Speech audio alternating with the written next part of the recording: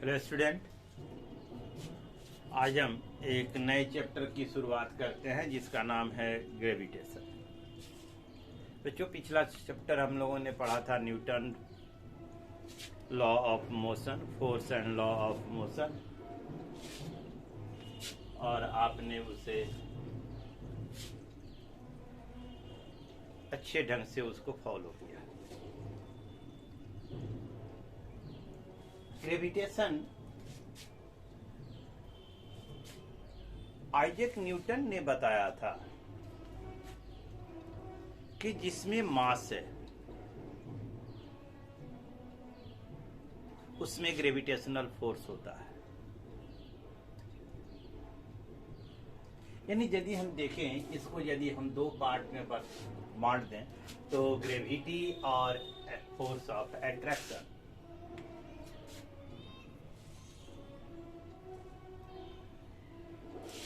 जितने भी पार्टिकल्स हैं, चाहे वो छोटे हों बड़े हों, no matter, if it has mass, यदि उसमें मास है, it must have a force of attraction.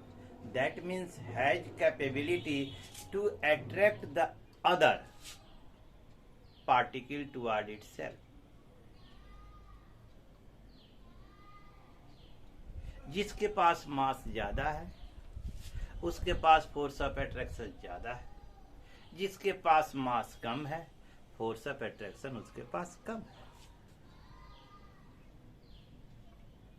Force of attraction किसी भी पार्टिकल्स का जो ग्रेविटी है, जो ग्रेविटेशनल फोर्स है, जिस फोर्स ऑफ अट्रैक्शन को ग्रेविटेशनल फोर्स जिसे हम कहते हैं, उसका जो ग्रेविटेशन है वो एक सीमा तक है, एक लिमिटेड है। उसका विस्तार अनंत तक नहीं होता। हालांकि पृथ्वी का जो ग्रेविटेशनल फील्ड है उसे हम जो है इन्फिनिटिव तक एक्सपेंडेड मानते हैं, लेकिन वह जो है एक्चुअली प्रैक्टिकल में यह फाइनाइट डिस्टेंस तक ही है काम करता है। तो जिस पार्टिकल के पास मास है उसके पास ग्रेविटेशनल फोर्स है, यानी फोर्स ऑफ अट्रैक्शन है। That means it has capability to attract the another object toward itself. More the mass more the force of attraction. जिसके पास मास अधिक है उसके पास फोर्स ऑफ अट्रैक्शन ज्यादा है, जिसके पास मास कम है उसके पास फोर्स ऑफ अट्रैक्शन कम है। तो इस तरह हम देखें तो ग्रेविटेशन में है ना, एनी पार्टिकल है ना, एनी पार्टिकल, ठीक है, इफ इट हैज मास, कोई भी particle if it has mass, यदि इसके पास मास है, then it must have the force of attraction. That means it has capability to attract another particle toward itself. That means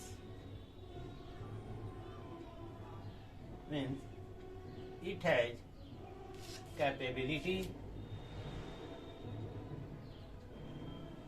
to attract another particle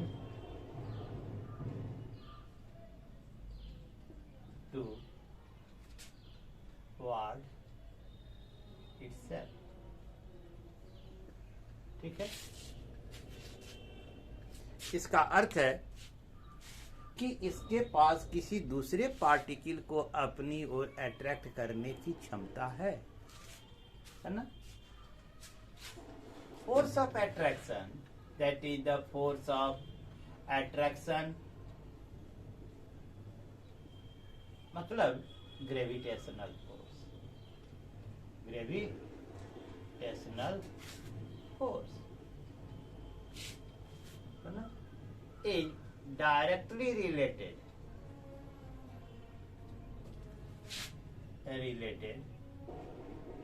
to the mass of particle.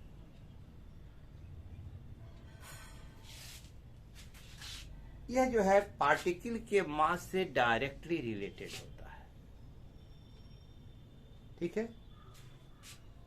More the mass, मोर है the more, है ना, मोर the mass greater the gravitational force, यानी force of attraction. ये इसकी मूल चीज है।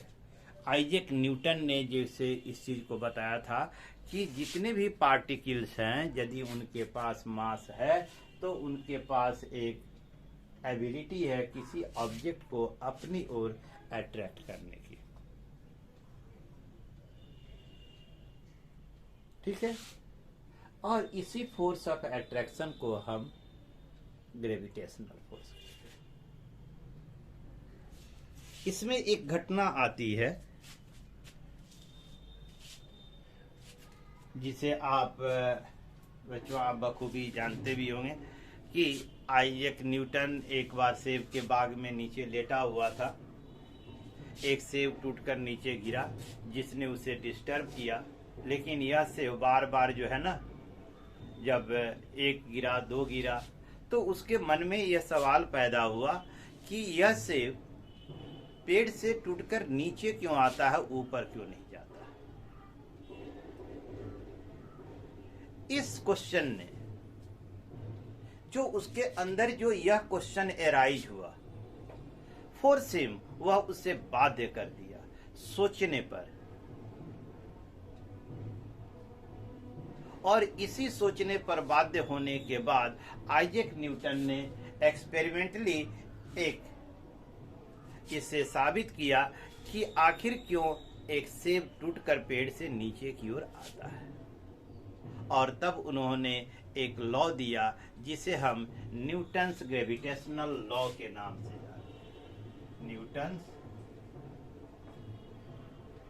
Gravitational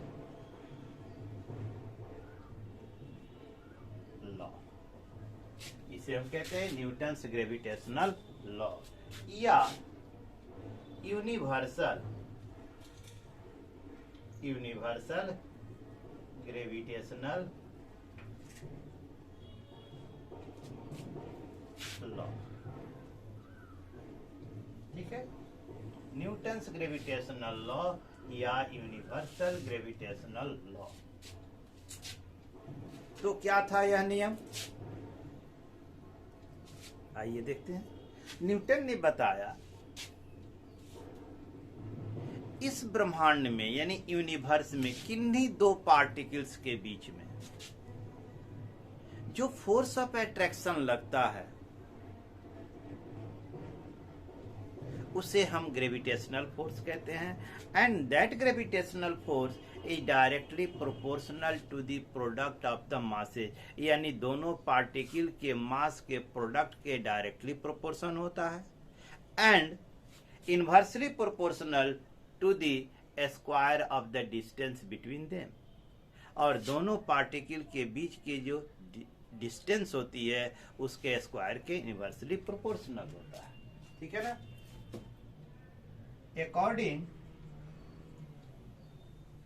to this law,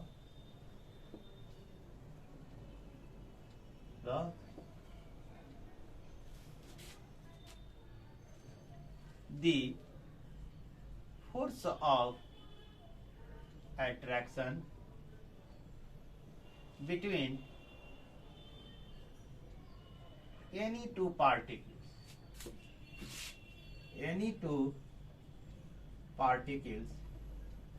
in universe is known as gravitational force. Gravitational force, इसे हम क्या कहते हैं? ग्रेविटेशनल फोर्स कहते हैं, विच, है ना, is directly proportional to the product of their masses and inversely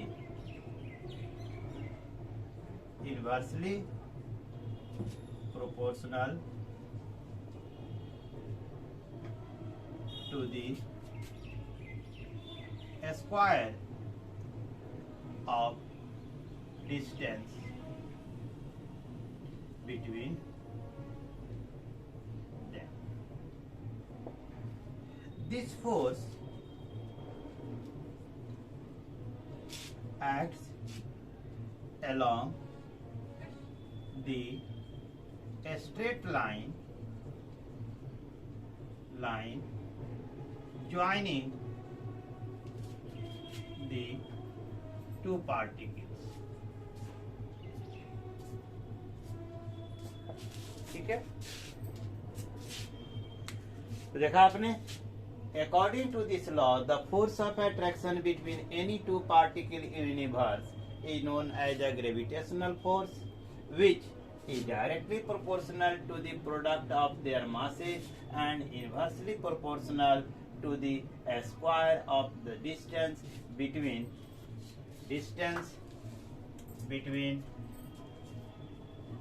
them. Distance between them. This force act along the straight line joining the two particles. Clear?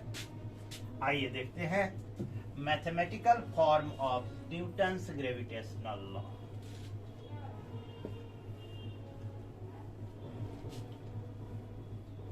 Mathematical form of Newton gravitational law.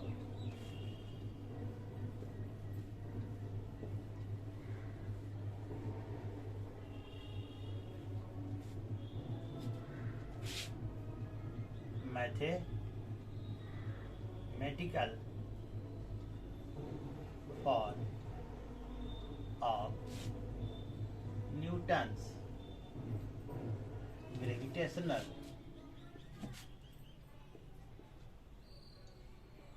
Law. ठीक है,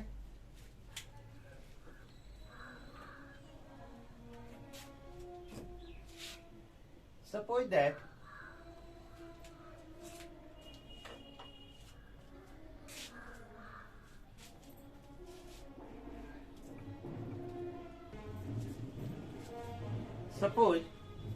there are two particles A and B, है ना,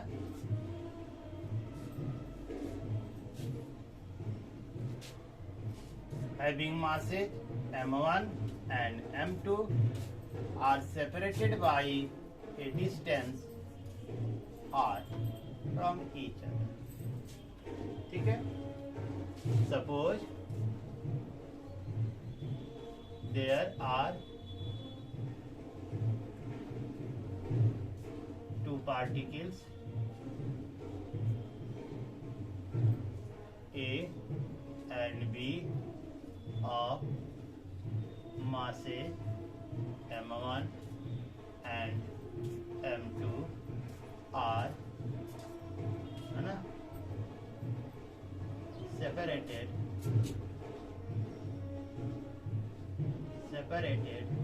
by a distance r. It clear?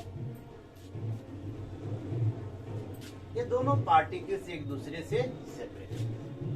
तो particle A has mass, particle B has also mass. So both have the capability to attract each other. दोनों के पास यह capability है कि वह एक दूसरे को अपनी ओर अट्रैक्ट करें। तो न्यूटन के लॉ के अनुसार पार्टिकल पार्टिकल ए को अपनी ओर अट्रैक्ट करेगा और पार्टिकल ए बी को अपनी ओर खींचेगा। क्लियर? तो न्यूटन के ग्रेविटेशनल लॉ के अनुसार this is the force of attraction is called the gravitational force F. ठीक है ना? F is the force of attraction exerted on each other by each particles। ठीक है? प्रत्येक पार्टिकल्स के द्वारा एक दूसरे पर जो फोर्स ऑफ अट्रैक्शन एग्जर्ट किया जा रहा है वह एफ है। तो न्यूटन्स के ग्रेविटेशनल लॉ के अनुसार F proportional to m1 into m2 यानी product of the mass. F is inversely proportional to square of the distance between them. Clear?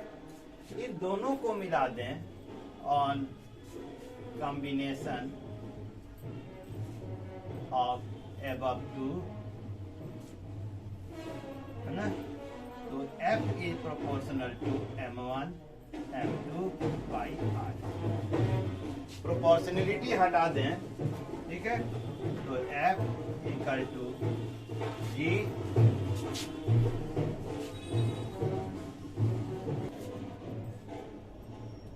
ठीक है? तो प्रोपोर्शनलिटी हटा दें तो यहाँ पर एक कांस्टेंट G ऐड हो जाता है m1 m2 by where G is, है ना? G बराबर प्रोपोर्शनलिटी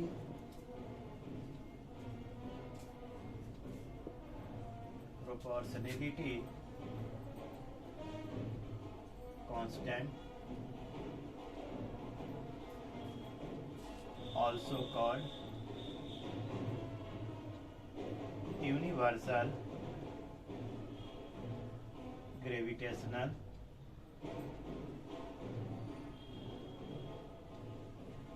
constant। ठीक है?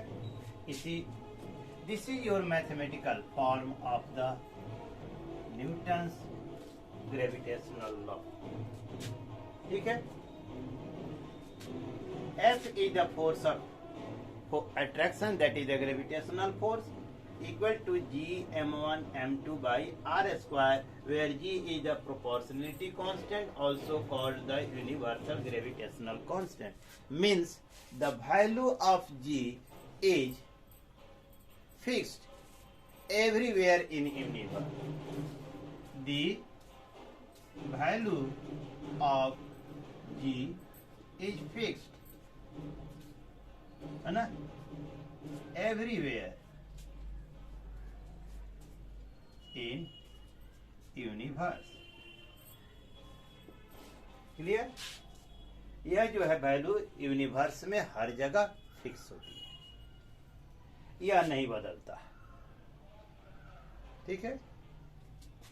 यदि दो पार्टिकल्स में से एक particles if one particle is taken earth whose mass, है ना, Bn, and other particle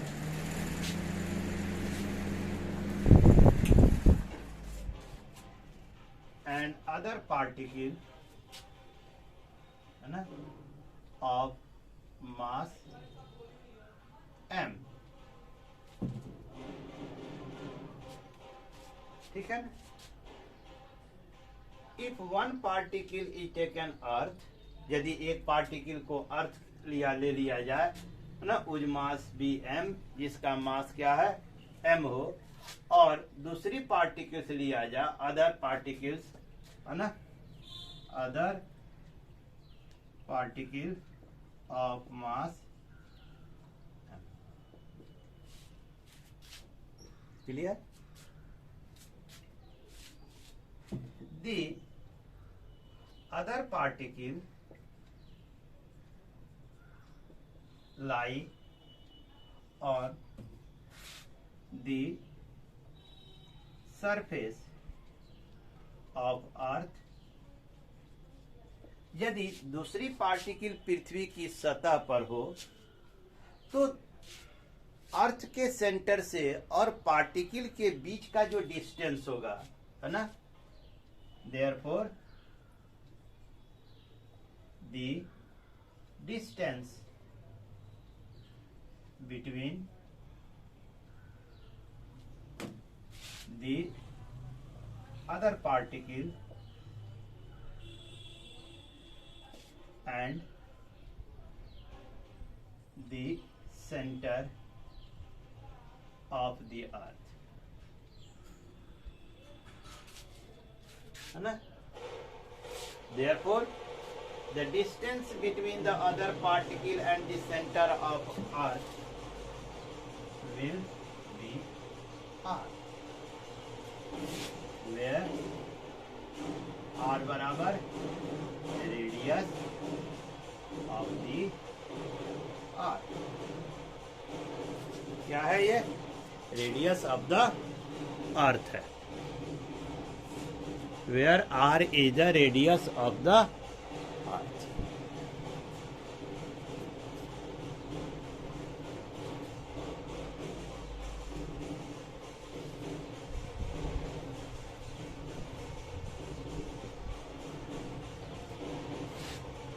तो where r बराबर रेडियस ऑफ दी, तब हम न्यूटन के इस मैथमेटिकल फोर्स, यानी यहाँ m1 बराबर है m के और m2 बराबर है m और स्मॉल r है बराबर कैपिटल R के, देन, है ना,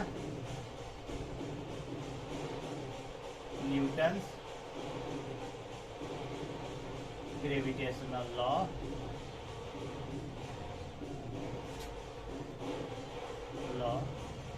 है ना,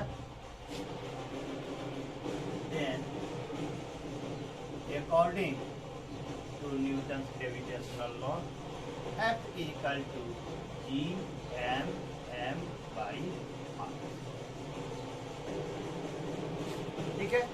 यानी पृथ्वी पर यदि कोई पार्टिकल, अब ऐसा कोई पार्टिकल हम लें जिसका मास स्मॉल m है और वह पृथ्वी की सतह पर है, तो उस मास से, है ना, उस मास से, जैसे मान लीजिए कि ये पृथ्वी है, सपोज दैट ये सेंटर है और यहाँ कोई पार्टिकल है, तो इस पार्टिकल से सेंटर के बीच की दूरी कितनी हो गई, r, इसका मास है m और पृथ्वी का मास है कैपिटल M, तब दोनों के बीच में जो फोर्स ऑफ अट्रैक्शन लग रहा है, दोनों के बीच में जो फोर्स ऑफ अट्रैक्शन है, F equal to G(m)m by r²।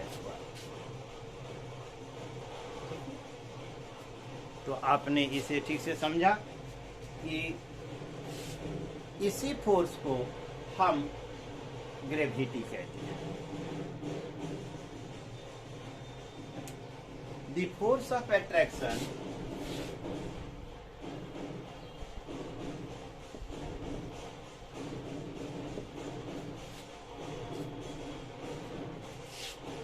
The force of attraction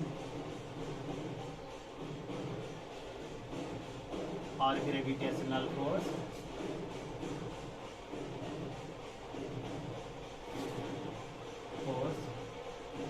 between the earth and any other particle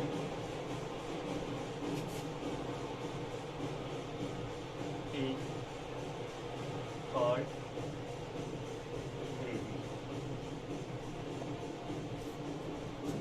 तो इसी को हम क्या कहते हैं, ग्रेविटी कहते हैं। The force of attraction that is the gravitational force between the earth and any other particle, between the any other particle is called gravity, यानी force of gravity है, force of gravity। ठीक है,